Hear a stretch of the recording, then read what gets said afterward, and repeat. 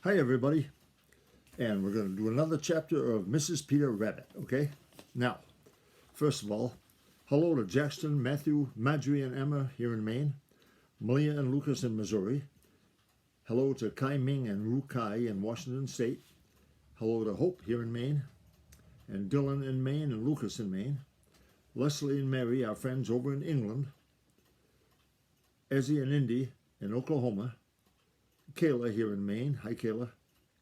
Let's see. Hello to Sylvia, Macy, and Lillian in Maine. Hopper and Jordan in Maine. And let's see. Caden and Xander here in Maine. Evangeline and Isaac in Rhode Island. And hello to Mabel in the country of China. And Oliver, Madeline, and Wyatt out west in this country. Let's back up for a moment to Leslie and Mary over in England. I never know whether to say England, the UK, the United Kingdom, or Great Britain. But among all that, they're in the part called England, so I guess I'll stick with that. Okay, now, today, chapter 5, In the Old Pasture. You remember the previous chapter, chapter 4, ended with Peter being attacked by Hooty the Owl. And Peter was saying, I didn't suppose he ever came way up here. But he did. Chapter 5, In the Old Pasture. Brambles never scratch those who understand and are considerate of them. That's from Peter Rabbit. Peter Rabbit sat under a friendly bramble bush on the edge of the old pasture and panted for breath, while his hat went pit-a-pat, as if it would thump its way right through his sides. Peter had had a terrible fright. There were long tears in his coat, and he smarted and ached dreadfully where the cruel claws of Hooty the Owl had torn him. And there he was in a strange place, not knowing which way to turn, for you know he had never visited the old pasture before.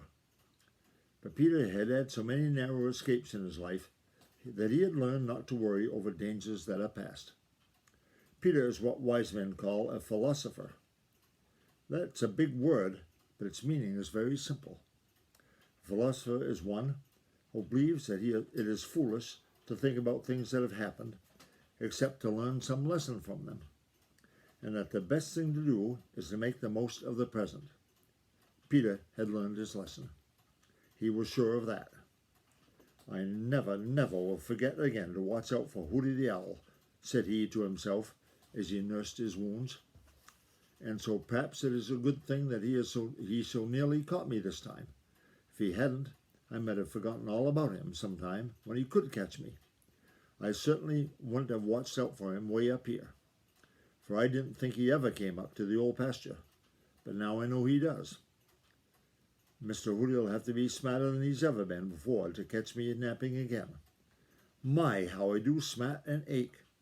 I know now just how Danny Meadow Mouse felt that time Hooty caught him and dropped him into the old briar patch. Ouch! Well, as my mother used to say, yesterday is gone away, make the most of just today. Here I am up in the old pasture. The question is, what shall I do next? Remember, he's just inside the edge of the old pasture. He hasn't really gone in yet. Peter felt a queer little thrill as he peeped out from under the friendly bramble bush. Very strange and wonderful it seemed.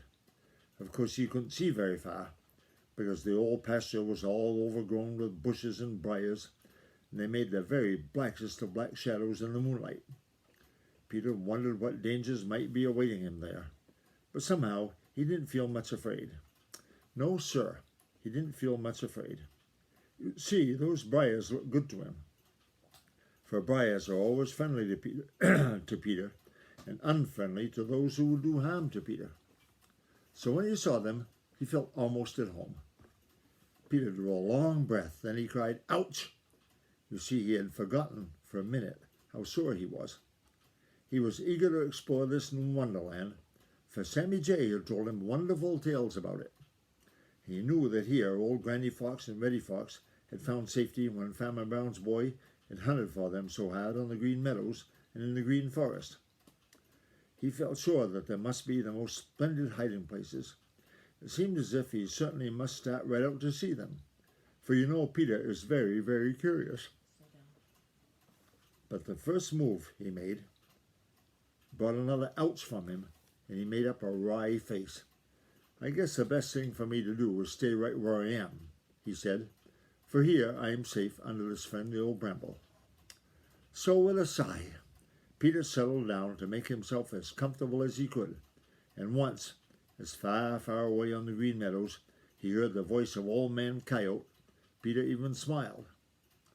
"Haven't anything to fear from him anyway, for he'll never think of coming way up here," said he. And that, I believe, is the end of that chapter. That's the end of chapter 4. We'll read chapter 5 soon, either later today or tomorrow morning.